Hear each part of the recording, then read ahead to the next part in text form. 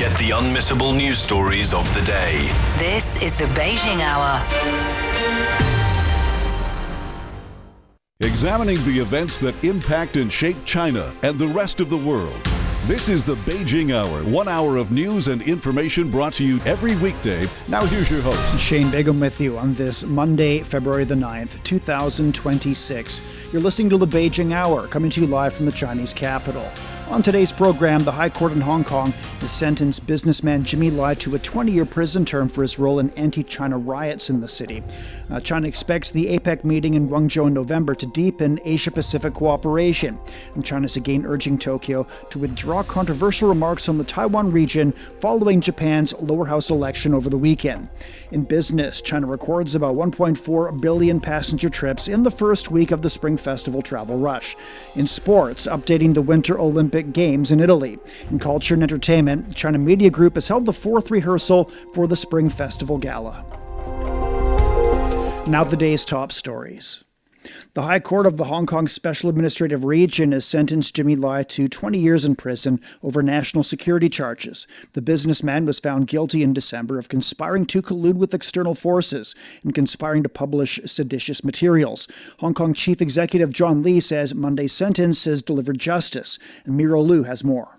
One of Hong Kong's most high-profile and closely watched national security trials have come to a close. Founder of the closed-down Apple Daily, Jimmy Lai, sentenced to 20 years in prison after being convicted on charges of foreign collusion and sedition. The court said that after considering Lai's serious and grave conduct, it was satisfied that a total sentence of 20 years imprisonment was appropriate. The judges spared the 78-year-old the maximum penalty of life imprisonment. But given his age, the term could still keep him behind bars for the rest of his life. Lai has been in detention for more than 5 years, while also serving his fraud sentence. Lai was convicted in December last year after a long trial that lasted a record 156 days. During that time, Lai took the witness stand for 52 days, another record. He was found guilty on 3 counts, 2 relate to conspiracy to collude with foreign forces under the national security law. Prosecutors said he conspired with others to request foreign governments impose sanctions, blockades, or other hostile actions against the Chinese mainland and Hong Kong. The 3rd count relates to conspiracy to publish seditious materials. Lai pleaded not guilty to all 3 charges. Ever since his arrest, the case has drawn international scrutiny, with some foreign rights groups and media criticizing it as upending Hong Kong's freedom of speech. But legal experts we spoke to said the Western media coverage has focused on the sedition charge because it is easier to criticize Hong Kong's courts and the government. He pointed out that the collusion charge is more serious, as it is unlawful to seek a foreign power to impose sanctions on one's own country, and described that kind of conduct as comparable to treason. Amongst Lai's 8 other co-accused, 6 former Apple Daily employees who earlier pleaded guilty were sentenced to between 6 and 10 years. 2 other activists who had testified for the prosecution were jailed for over 7 years. That was Miro Liu reporting. Instances of lengthy prison sentences or even the death penalty in national security-related cases are not uncommon. In the U.S., Enrique Tarrio, former leader of the far-right extremist group the Proud Boys, received a record 22-year prison sentence for his role in the January 6, 2021 riot in the Capitol. In 2022, the U.S. Supreme Court reinstated the death sentence for the 2013 Boston Marathon bomber. Spain's Supreme Court sentenced 9 separatists to prison terms ranging from 9 to 13 years over their roles in an independence referendum in 2017. The British court sentenced 6 rioters who attacked the police with firearms in 2012, with individual sentences ranging from 12 to 30 years. The total combined sentences for the 6 amounts to 124 years. The Hong Kong Police Force's Chief Superintendent of the National Security Department has held a news conference to explain Jimmy Lai's case. Obviously, he has done nothing good for Hong Kong that could serve as a basis for his mitigations. The process, spanning 5.5 years, fully demonstrated the rigor and the transparency of the administration of justice. The 156 days of open court hearings and the including the 52 days of self-defense by Jimmy Lai and the 2,200 pieces of exhibits and over 60,000 pages of documentation and the testimonial of the 14 prosecution witnesses. These exhaustive procedures demonstrated that the court applied the strictness criminal standards of proof and open proceedings. That was Steve Lee Kwai-wah, Chief Superintendent of the National Security Department with the Hong Kong Police Force. The State Council Hong Kong and Macau Affairs Office has voiced support for the sentencing of Jimmy Lai. It stated that anyone who dares to defy national security laws will face severe punishment. The office noted that the sentencing demonstrates the firm resolve of the Hong Kong Special Administrative Region in safeguarding national security and upholds the rule of law. It emphasized that Lai's trial was conducted openly and transparently, following strict legal procedures, with his rights fully protected under the law. The office highlighted that the court operated independently, free from any interference, highlighting Hong Kong's mature and robust legal system. It further said that the case reflects Hong Kong society's collective stance against acts that threaten national stability. Well, meantime, the Chinese Foreign Ministry says Jimmy Lai's actions severely challenged the bottom line of the one country, two systems policy, seriously endangered national security, and undermined Hong Kong's prosperity and stability and the well-being of its residents. The ministry described Lai as a key organizer and participant in a series of anti-China activities and said it supports strict punishment in accordance with the law. Coming up, China's expectations for the 2026 APEC China Year. Foreign tourists are flooding into China for Spring Festival, and the numbers are staggering. Flight bookings are up over 400%. Travel numbers from Argentina, Russia, and Europe are all surging. What's driving the boom? Is Spring Festival becoming a global holiday? And what does it mean for China's cities, economy, and culture? We break it down and share 3 must-dos for first-time visitors on this week's Chat Lounge. Tune in wherever you get your podcasts and on CGTN Radio. 7 minutes past the hour. Vice Foreign Minister Ma Jiashu says China's hosting of the APEC Economic Leaders Meeting will inject strong momentum into regional cooperation in the Asia-Pacific. Ma said the 2026 APEC China Year coincides with the inaugural year of China's 15th five-year plan, during which the country will further deepen reforms and expand opening up. He said that as the host of the APEC meeting in November, China will play a leading role in shaping regional economic integration and advancing the development of an Asia-Pacific community. Ma made the remarks after the first senior officials meeting in Guangzhou, marking the start of the APEC China Year. Chinese Foreign Minister Wang Yi will attend and address the opening session on Tuesday. This year also marks China's third time hosting the APEC meeting.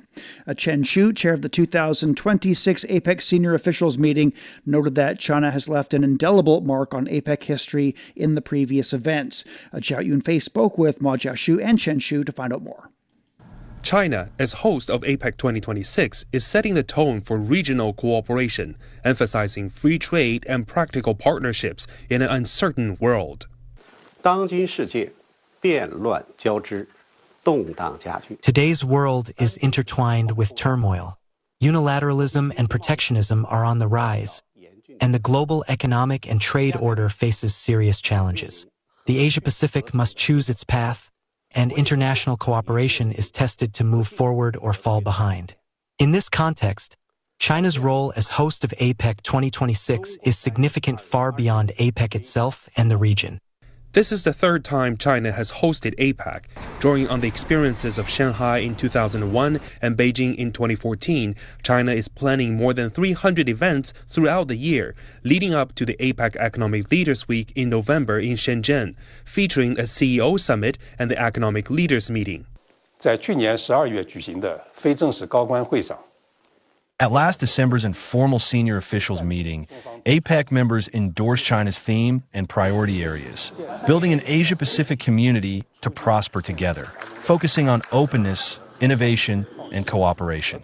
APEC members see this approach as aligned with the development of the world and the Asia-Pacific region and fulfill the development needs of all members. Members are all ready to actively engage during APEC China Year to take cooperation to a new level. 推动 APEC 再上新的台阶。The meetings will be held across the country and cover a wide range of areas, including energy, transport, and the digital economy. Officials say China aims to align APEC activities with its own development priorities. 当前，中国经济稳定向上。 China's economy is stable and growing, with an optimized structure and fresh momentum, now reaching 140 trillion yuan. Looking ahead to the 15th five-year plan, China will deepen reforms and expand opening up. As APEC host, we will carry forward the historical initiative, lead regional economic integration, promote an Asia-Pacific community, and create a good external environment for building a new development pattern and promoting high-quality development. 促进高质量发展，营造良好的外部环境。 Data shows that trade between China and other APEC economies throughout the past 5 years totaled about 18 trillion US dollars. Chinese officials say the APEC China Year will help build an open economy, foster new quality productive forces, and identify new areas for cooperation. It will bring opportunities for APEC economies to align policies, experience sharing, and promote common growth. That was Zhao Yunfei reporting. And for more on this, Zhao Eng spoke with Professor Chu Cheng, a fellow of the Belt and Road Research Center at Minzu University of China. This year marks the APEC China Year with the theme of building an Asia-Pacific community to prosper together. What contributions do you think China can make in this regard? And I think China's contribution actually is surrounding the three pillars. Number one, I think China really wants to serve and contribute to the open up economy in the whole globe and the fight against protectionism. Currently, I think everybody has been noticed that the unilateralism and protectionism has been on the rise. And therefore, everything's getting more expensive. We're dropping out on the fast speed of economic growth we used to have, and we're trying to quit, the more efficient supply chain, but to embrace the so-called the unilateralism so that they can have the control and a monopoly. But the cost is everybody. So I don't think this is going to be a healthy economic model. And we used to see better and do better, but now just to take a look at the environment we had. And secondly, I think the innovation-driven development is also very important. Currently, China are talking about build the new quality productive forces, and we're focusing on many cutting-edge technologies as AI, a digital economy, and all that. And China doesn't want to monopolize all this kind of productive factors.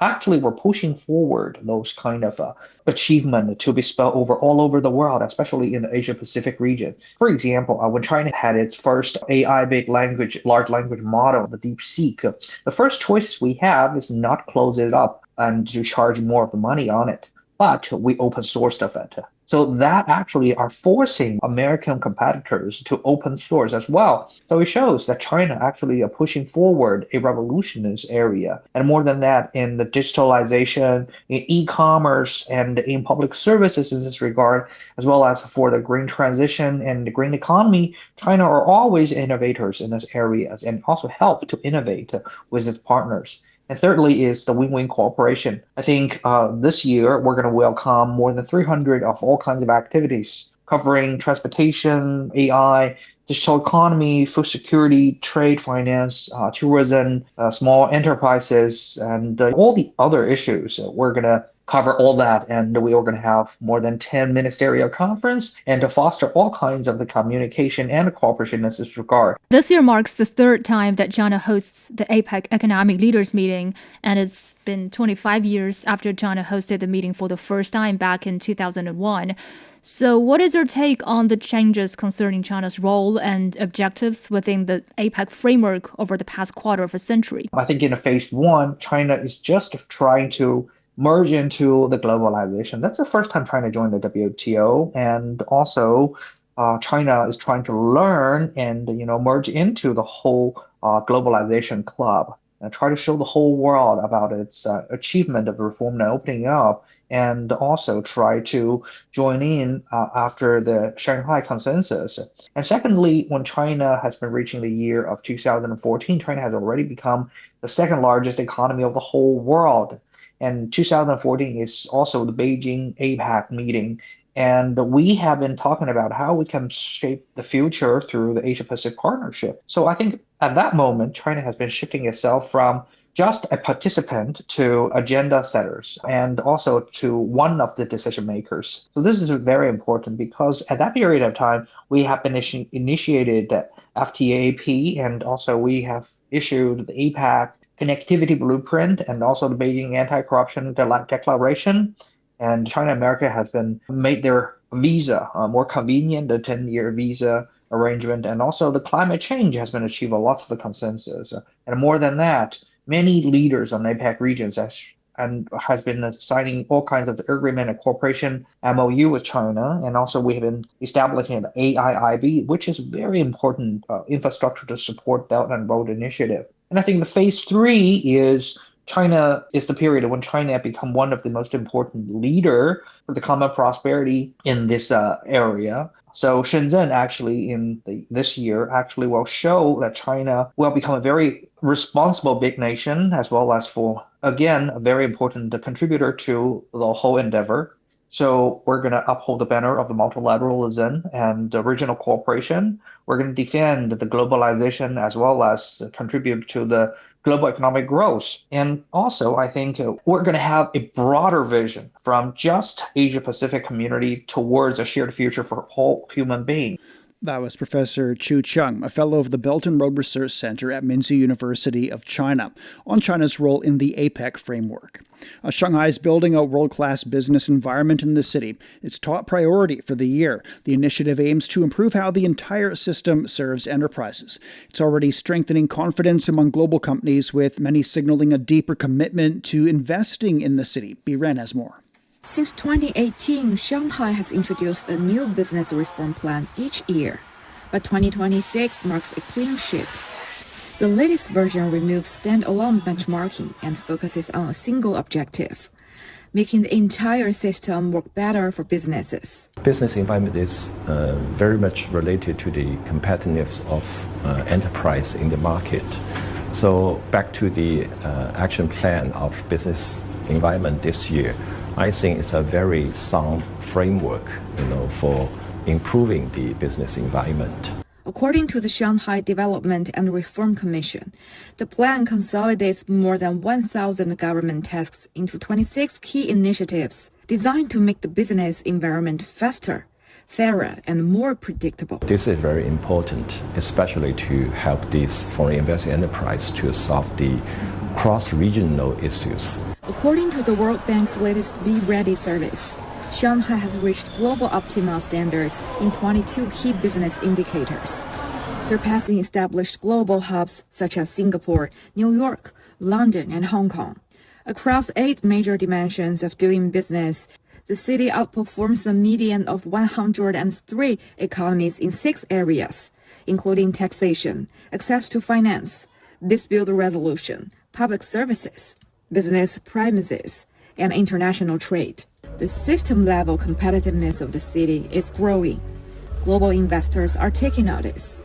Companies believe Shanghai now offers clear rules, efficient government services, strong legal protection, and a world-class supply chain. China has become our single largest market since 2021. I mean, Shanghai in particular, it just offers this powerful combination of a vibrant market, a more mature industrial base, and, a great talent pool. As China enters its 15th five-year plan, setting the strategic direction for 2026 to 2030, Shanghai is sending one clear message: invest with confidence. That was Biren in Shanghai. China's simplified visa and residency policies are making it easier for foreigners to enter the country and to stay. More students, professionals, and entrepreneurs are choosing to build long-term lives here. And Zheng Tao met one young professional who turned that easier process into a career. When Andrea Juliana Segula-Pons first prepared to come to China from Peru, the visa process felt overwhelming. Appointments, paperwork, long waits. So every time I had a question or I wasn't sure of any step of the process, I would have to take a leave from work to go to the embassy. And then on top of that, I could only submit my visa application a few weeks before traveling, which made the process very stressful. Today is different. China has streamlined visa procedures and expanded visa-free policies. while universities and employers now help handle residence permits and work documents. For Andrew, the smoother system made staying possible. The 25-year-old, whose Chinese name is Li Xiaoye, holds degrees in translation, international relations, and business. She speaks several languages. Now, she works in the coastal city of Ningbo in Zhejiang province as a sales executive for a trading company, connecting Chinese manufacturers with overseas clients. This is something I would never get in Peru.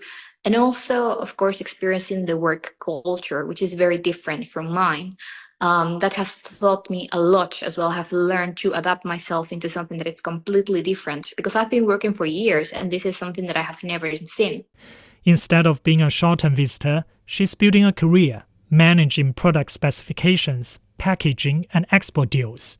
The easier policies have also made life more connected. Student visas are still necessary for Peruvians coming to study, but for tourism or business, visas are no longer needed, up to 30 days if I'm not wrong. For example, this allowed my mom and my sister to join me for my graduation without worrying about the paperwork at the embassy. They just needed to come here with their passports. Fewer visa hurdles mean more flexibility and more reasons to keep coming back. Andrew says that openness changes how people see the country. Another example I have is a Peruvian friend that his family has an import business. So he comes to China very often, every 2 to 3 months, to buy products at Yiwu market, which is super convenient for him.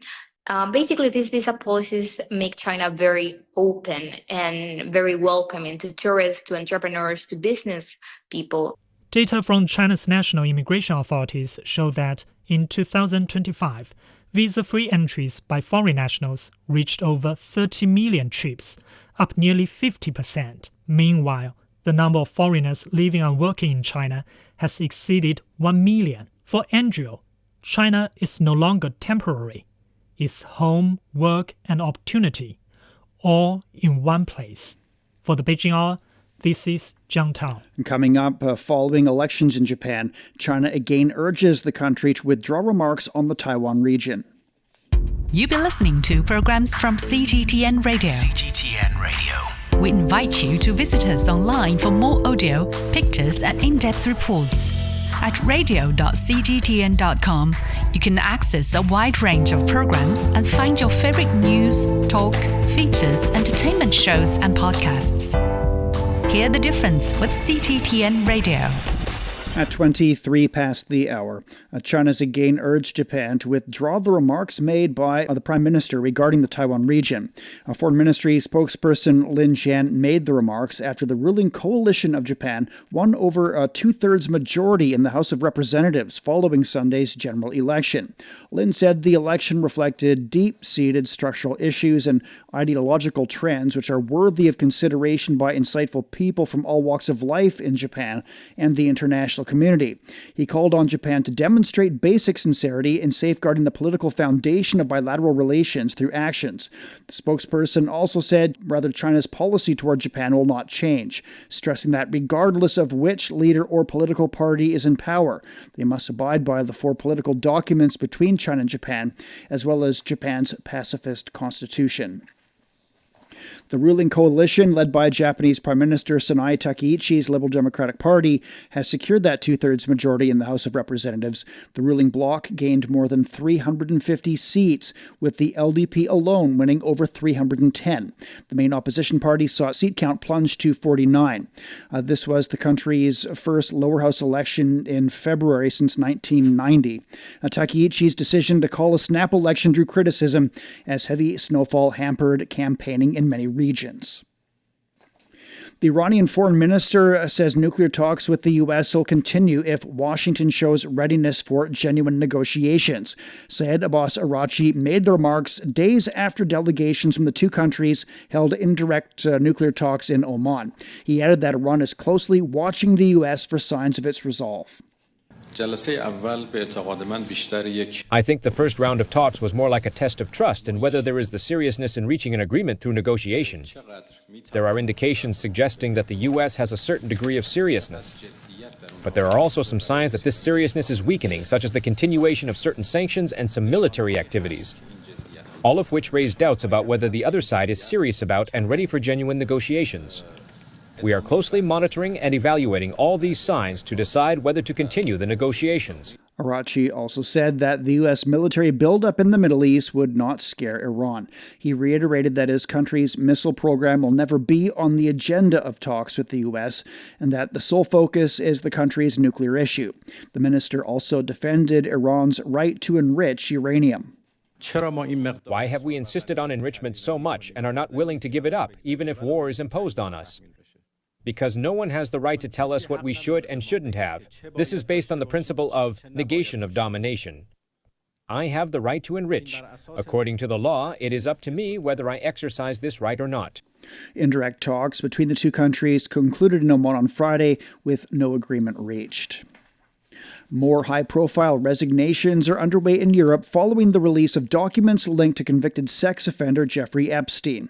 New files also reveal the extent of the role Epstein's longtime associate Ghislaine Maxwell played within the Clinton Global Initiative. Nick Harper reports from Washington. Former U.S. President Bill Clinton, alongside Jeffrey Epstein's longtime confidant Ghislaine Maxwell, who was convicted in 2021 of sex trafficking.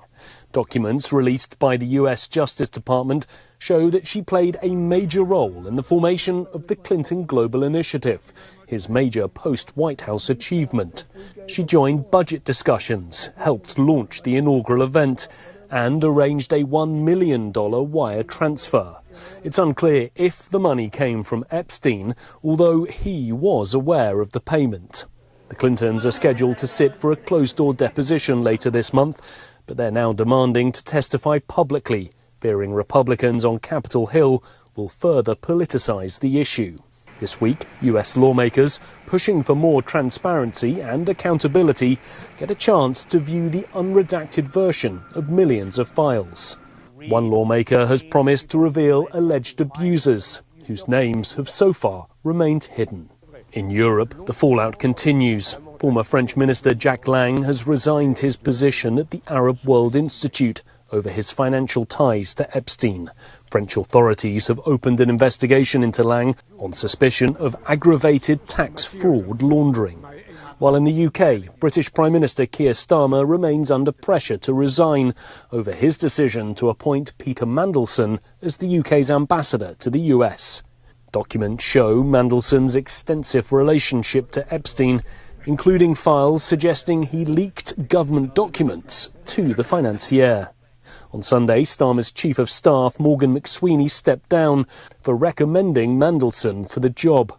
No more files are scheduled to be released, but new names and new revelations could still be found within the millions of documents. That was Nick Harper on the massive fallout from the Epstein files around the world.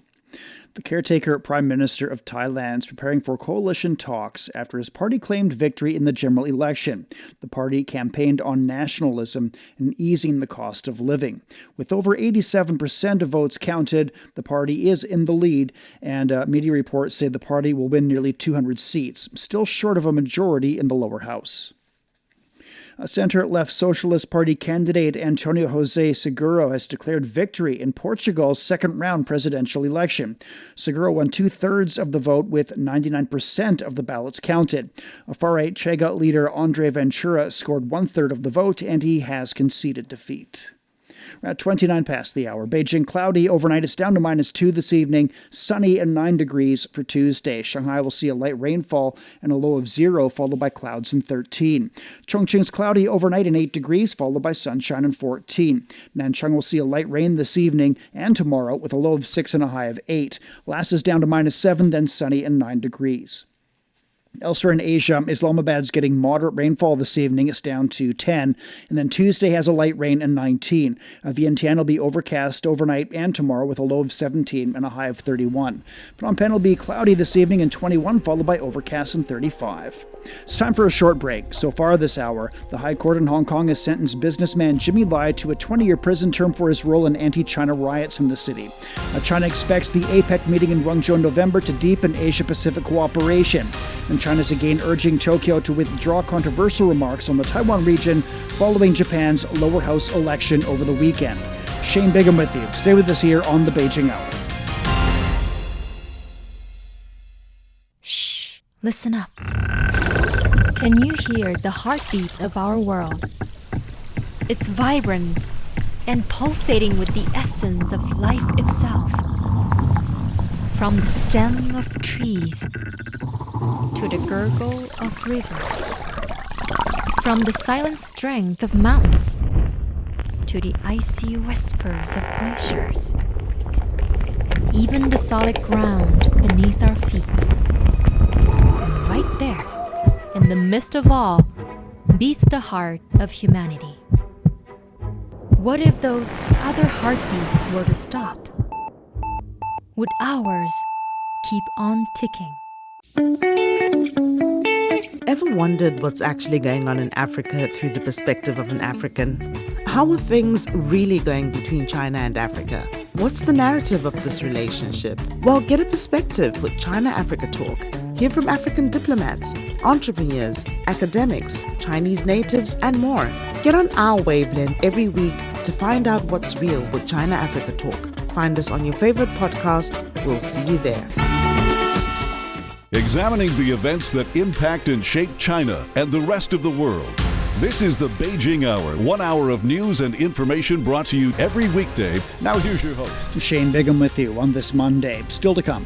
In business, China records about 1.4 billion passenger trips in the first week of the Spring Festival travel rush.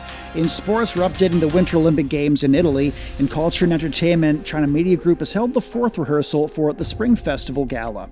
To contact us, you can email radio@cgtn.com or follow our X account @CGTN Radio. Now checking the day's headlines, here's Wang Ziheng. Thank you, Shane. Chinese President Xi Jinping has visited an information technology innovation park in Beijing to learn about IT applications and innovation, as well as the city's efforts to accelerate the building of an international sci-tech innovation center.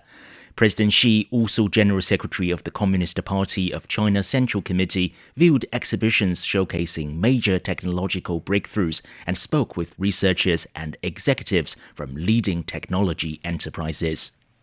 The Hong Kong chief executive says the prison sentence for an instigator of the anti-China riots in the region demonstrates the authority of the rule of law and delivers justice.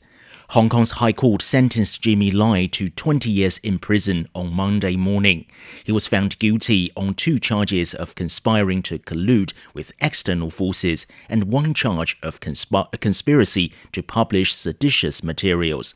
Hong Kong's chief executive John Lee said the case proves the stabilizing force of the national security law, warning that those who endanger national security will not escape justice. He added that the Special Administrative Region government will continue to safeguard national sovereignty, security, and development interests.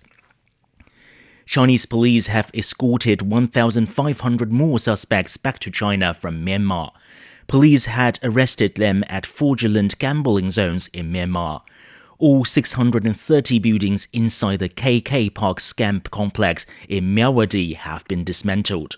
China has so far prosecuted tens of thousands of suspects repatriated from northern Myanmar for their involvement in telecom fraud and online gambling activities. Ukrainian President Volodymyr Zelensky says Russian energy infrastructure is a legitimate target for Ukrainian strikes.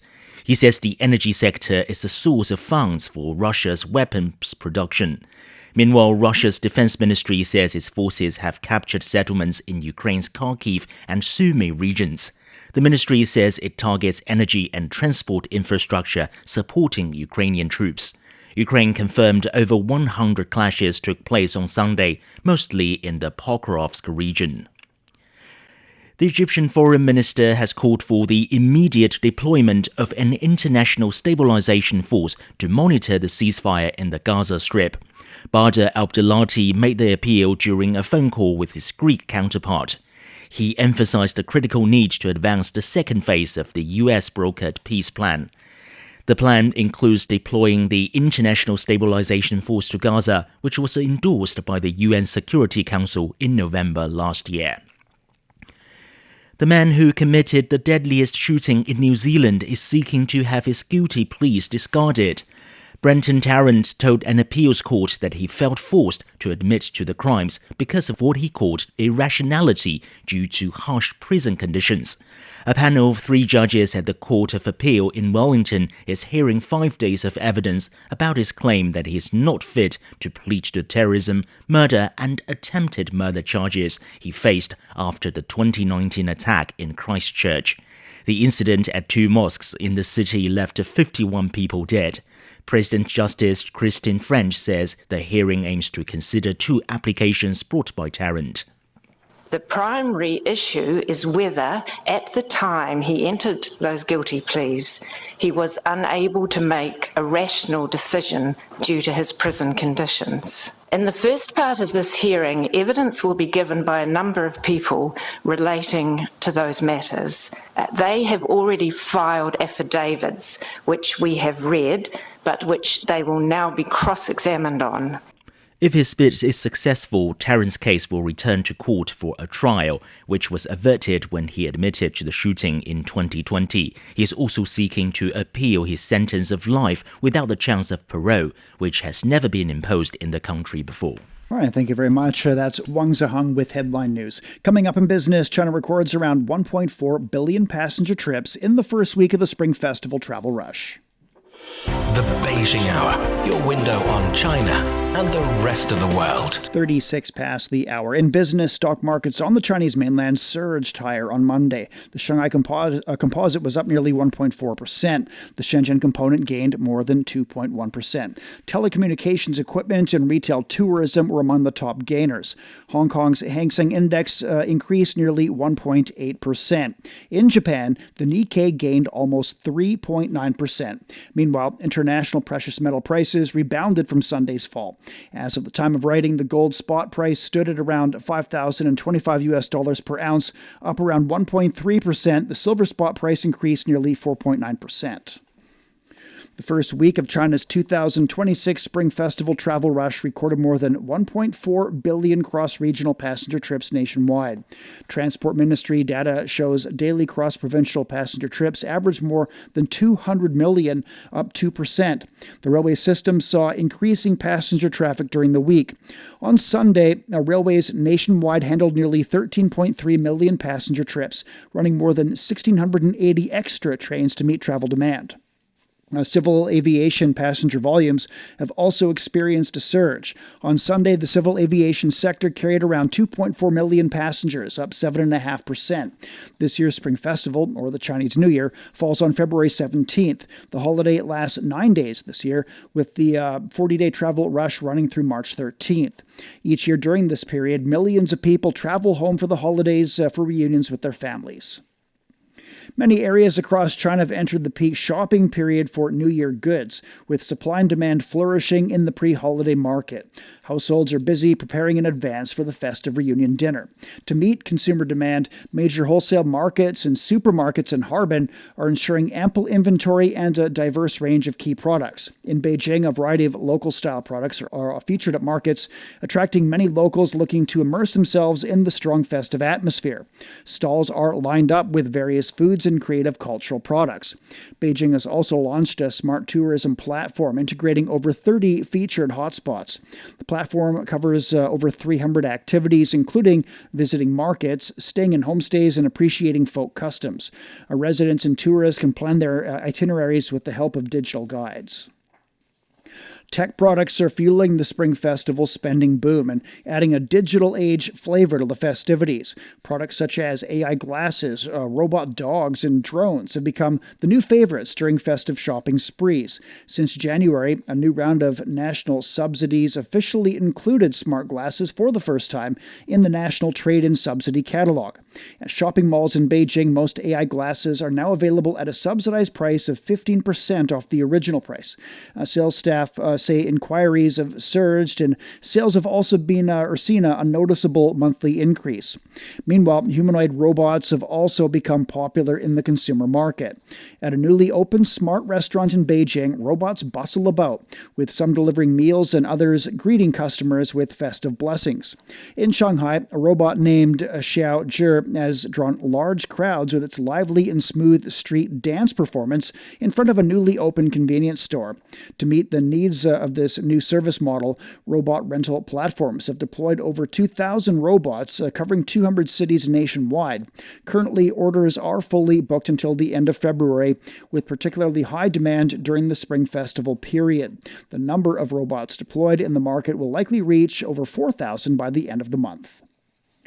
China is at the forefront of smart manufacturing, with AI empowering most industries. The high-quality, innovation-led growth is evident in companies like the China subsidiary of U.S. food company Mondelez, which the World Economic Forum recognized in 2023 as part of its Global Lighthouse Network for its leadership in applying innovations. This is an AI-generated report. Inside the bustling Mondelez plant in the Beijing Economic Technological Development Area, every stage of production is now digitally connected and monitored. This integration secured its status as a lighthouse factory, a beacon of the future of manufacturing. While defined by technologies like AI and the industrial IoT, the true impact is felt on the factory floor, where work is being transformed. At 29, Wei Yanjun oversees a full production line. She started 4 years ago as a trainee. Today, she manages output, quality, and efficiency. Her world once ran on a fragile web of constant chatter. In the past, most of our communication depended on WeChat group chats. We received messages from more than 100 groups every day. Sometimes information was delayed or missed, which could create safety or quality risks. Now that chaotic stream has been replaced by a clear flow of real-time data. Critical information streams to unified digital dashboards, slashing delays and enabling faster, smarter decisions. Nearby, project manager Zhang Junlei monitors the biscuit filling line. 15 years ago, this job demanded manual inspection. Today, an industrial vision system does the work.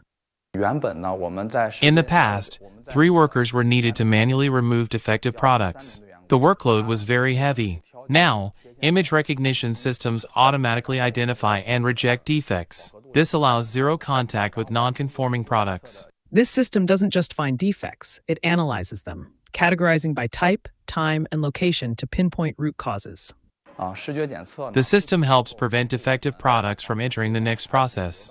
It also allows more detailed analysis. We can see when and where defects occur, which helps us identify the root causes. The result? A 90% drop in the defect rate. The workforce has shifted from fixing errors to preventing them. For Zhang Haining, a 28-year veteran who has risen from the factory floor to quality management, the transformation is profound. In the past, a quality traceability process could take nearly 8 hours. Now it usually takes about 30 minutes. Today, tracing a product's journey, from raw material to logistics, is a matter of a simple digital query. What was once an hours-long manual investigation is now a routine, instantaneous operation. This digital shift is mirrored on the factory floor. Automatic systems and self-guided vehicles have taken over the most physically demanding tasks, freeing workers from strenuous labor. In the past, we relied mainly on physical labor. Today, we rely more on systems and skills. Employees gain more knowledge and their roles become more important. The outcomes are undeniable. A 28% increase in net revenue, a 53% rise in labor productivity, a 24% reduction in greenhouse gas emissions, a 29% decrease in food waste. Yet the most meaningful change is human. Newer staff champion digital tools, mid-career teams master complex systems, seasoned experts anchor the process with invaluable knowledge. This lighthouse factory does more than showcase new machines. It reveals a new model for manufacturing, a model that is more productive, sustainable, and centered on skilled people. It's a report on China's smart manufacturing. And for more, Lincoln Humphrey spoke with Liu Zhiqin, a senior research fellow at the Chongyang Institute for Financial Studies, Renmin University of China. So China's 15th five-year plan puts tech industry integration at the core of building these new quality productive forces. How does this wave of intelligent transformation reflect the deeper logic behind China's manufacturing upgrade, and what new opportunities could this unlock for businesses and consumers? I think the logic is very clear behind it, because as we know, China's modernization needs a combination of different technologies and integration. Because with a single technology or separate technology development cannot help the overall the modernization of China's economy. So that's why we emphasize the importance of the integration of different technologies, scientific and high innovation together. Only the comprehensive productive force can make greater contribution to the modernization. So the hope that many opportunities, for example, in the green technology, renewable energy, and also driverless vehicles and the different ways of the innovation provide different opportunities for domestic market and also for investors from outside. We've just seen an example there of 3 generations of workers adapting to this digital transformation through learning. How can this kind of talent renewal translate into long-term productivity? As we know, China has a very famous and tremendous history or tradition that is learning.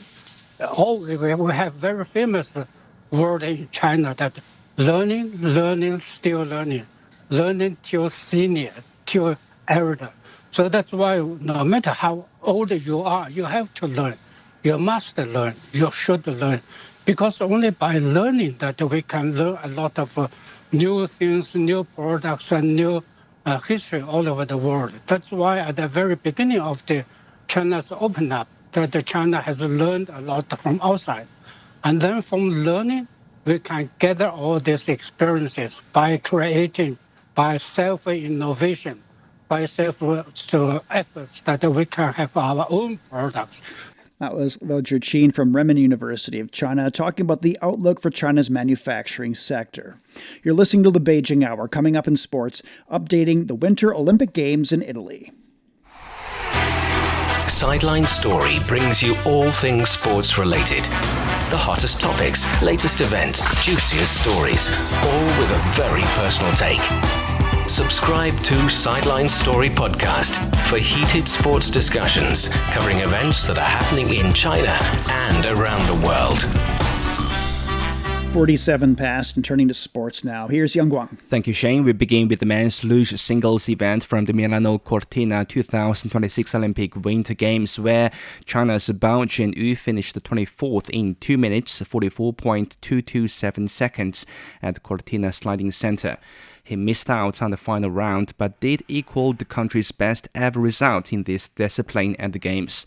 Bao struggles with his starting speed and the transitions during the third round, and that is what keeps him from advancing.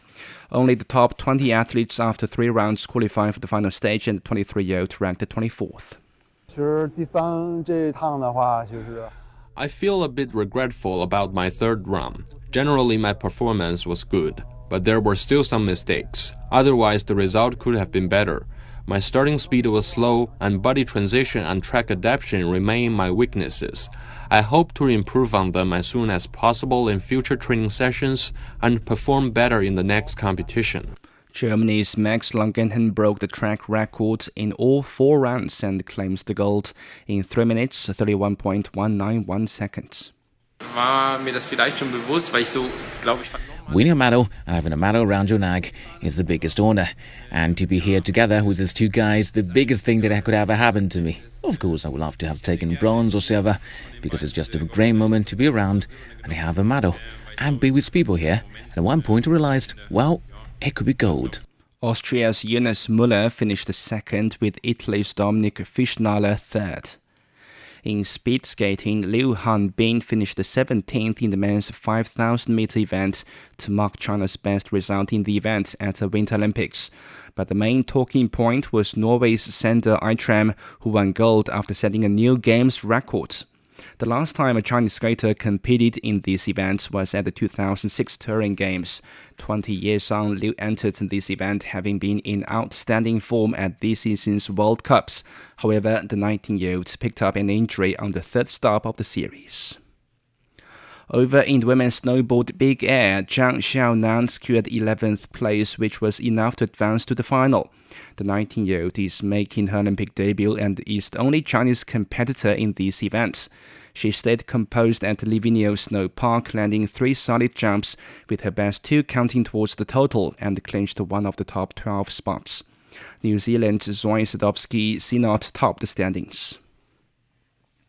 Moving to alpine skiing from the Winter Olympics, American legend Lindsey Vonn, who was already competing on a badly injured left knee, saw her campaign end with a terrible crash in the women's downhill event. Vonn was seeking a fourth Olympic medal but lost control in the opening section after cutting the line too tightly, spinning around in the air and crashing onto the snow. The accident left the 41-year-old screaming in agony while the medics administered treatment on the course.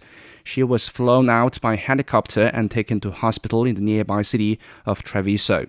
Vonn underwent orthopedic surgery to stabilize a fracture in her left leg.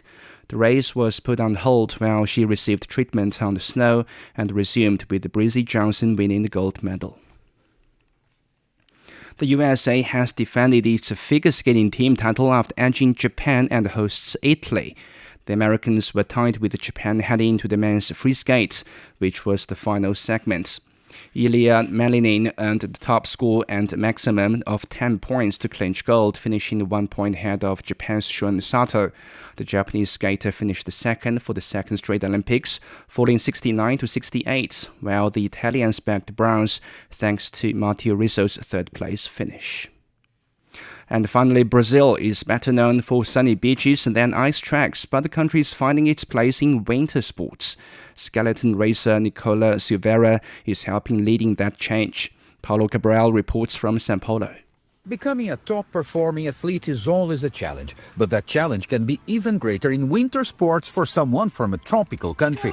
Brazilian-born Nicole Silveira, now living in Canada, took on that challenge and found her place in skeleton, a sport where athletes race head-first down an ice track at speeds of over 130 kilometers per hour. This season, she delivered the strongest results of her career, finishing fourth at the 2025 Skeleton World Championship in Lake Placid, New York, the best result ever achieved by a Brazilian athlete at the Winter Sport World Championship. She has also been successful on the World Cup circuit, notably achieving a Brazilian best by taking a bronze medal in St. Moritz in January. But even with those accomplishments, visibility remains a challenge. I remember in St. Moritz, when they announced that I had won bronze, next to me someone said, "What, Brazil?" Like they were super confused that Brazil is on a podium or Brazil is doing well. I really like being that shock for the world, and I really think it's a great way to bring the attention to Brazil and bring the attention to Brazilians. In 2022, Silveira finished 13th at the Beijing Winter Olympics. Now she heads toward the Games in Cortina, carrying growing expectations, not just for herself, but for Brazil's presence in a sport where the country is still finding its place. As Brazil looks ahead to the Winter Olympics, Nicole Silveira's path suggests that even in the coldest and least familiar arenas, the country is learning how to compete and belong. That was Paulo Cabral reporting.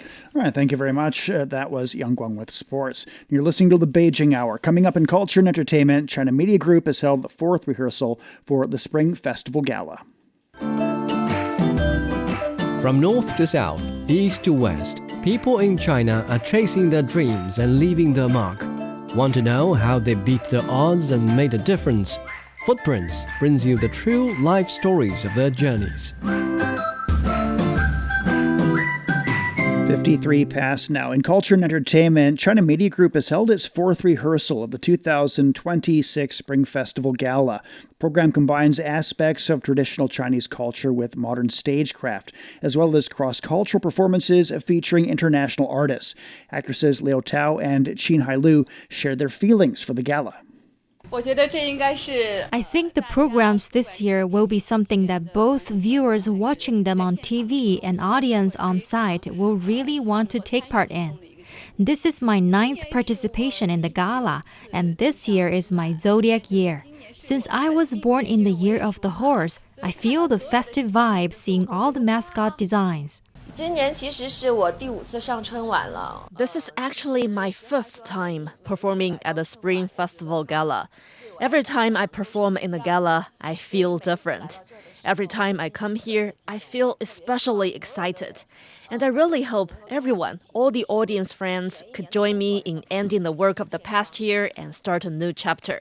Spring Festival is officially recognized as a public holiday in nearly 20 countries and regions, with around 1/5 of the world's population celebrating it in various ways.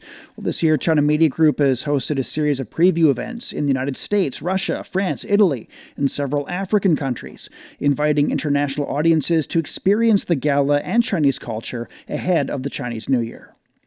The promotional video for China Media Group's 2026 Spring Festival Gala has debuted now in London. The video captivated guests, vividly displaying the holiday's cultural essence. Ronald Anderson is Emeritus Professor of Finance, London School of Economics and Political Science, and he says it deepened their understanding of Spring Festival traditions.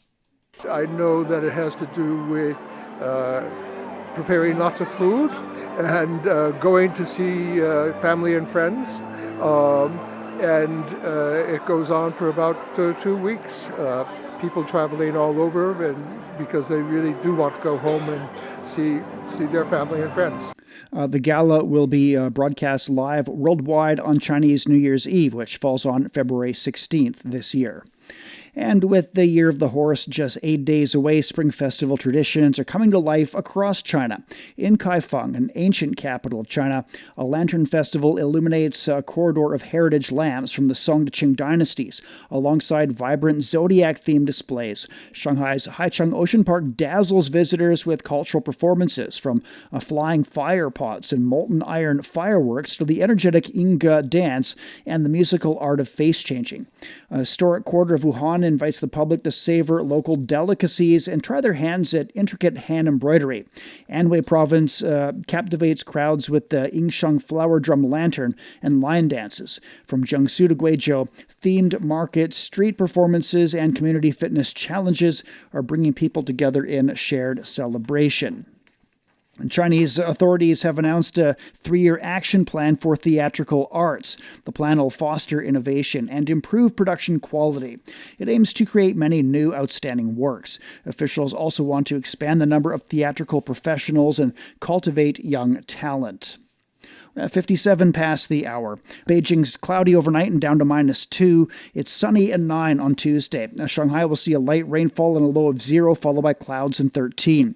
Chongqing's cloudy and down to 8, then sunny and 14. Nanchung's getting a light rainfall tonight and tomorrow, a low of 6 and a high of 8 degrees. Lhasa's down to -7 tonight. It'll be sunny and 9 tomorrow. Elsewhere in Asia, Islamabad will be getting moderate rainfall and 10 this evening, followed by light rain and 19. Vientiane will be overcast tonight and tomorrow, a low of 17, a high of 31. Phnom Penh's cloudy this evening and down to 21 degrees, followed by overcast conditions and 35. And that's it for this edition of the Beijing Hour. Making news today, the High Court in Hong Kong has sentenced businessman Jimmy Lai to a 20-year prison term for his role in anti-China riots in the city. And China expects the APEC meeting in November to deepen Asia-Pacific cooperation. On behalf of the staff, this is Shane Bigham in the Chinese capital, hoping you'll join us for the next edition of the Beijing Hour and open a window to the world together.